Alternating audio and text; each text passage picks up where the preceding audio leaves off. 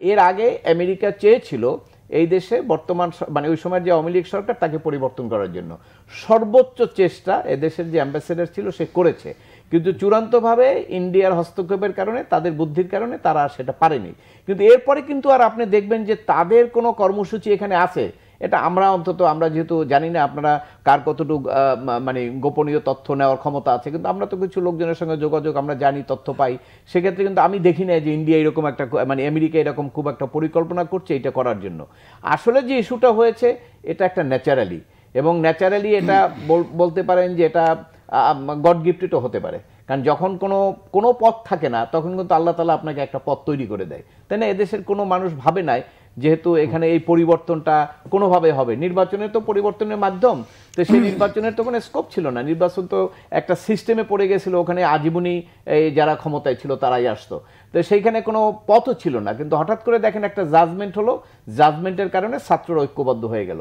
এখন ছাত্রদের ঐক্যবদ্ধতার পিছনে এটা খুবই যুক্তি ছিল, এবং সেই যুক্তিটা এখানে আপনি হিসাবটা করতে হবে এইভাবে। ধরেন এখনো আমরা অনেকে ভুল করি, ধরেন অনেক দল করে, আওয়ামী লীগ করে 30%, বিএনপি করে 30%, 60%, কিন্তু 40% কিন্তু আমরা ওনাদের মতো, আমি এর আগ মতো কিন্তু আমরা দল করি না। 40% আমরা কিন্তু মাইনরিটি, কিন্তু মেজরিটি কিন্তু রাজনৈতিক দল। কিন্তু এই হিসাবটা কাদের নিয়ে করা হয় জানেন? এই হিসাবটা করা হয় প্রাপ্তবয়স্কদের নিয়ে। কিন্তু যারা প্রাপ্তবয়স্ক না তাদের হিসাবটা কিন্তু এখানে আসে না। তো যারা প্রাপ্তবয়স্ক না তারা কিন্তু 100%ই হলো নিরপেক্ষ।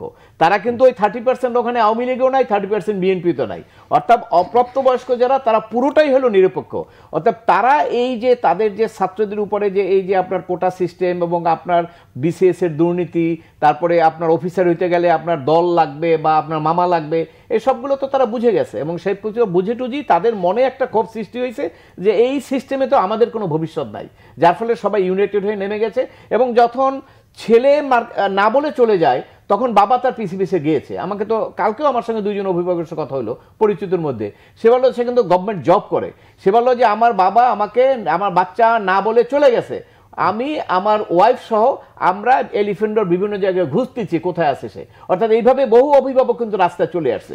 এই যে প্রেক্ষাপটটা হলো সেখানে উনি যদি বলেও আমি সেটা আমার কাছে মনে হয় না। দেখেন রাজনীতির পিছনে তো অনেক কিছু থাকে। হ্যাঁ অবশ্যই আমেরিকান তো চাইছি যে এই গভর্নমেন্ট যাতে না থাকে, সেটা তো চেষ্টা করে পারে নাই।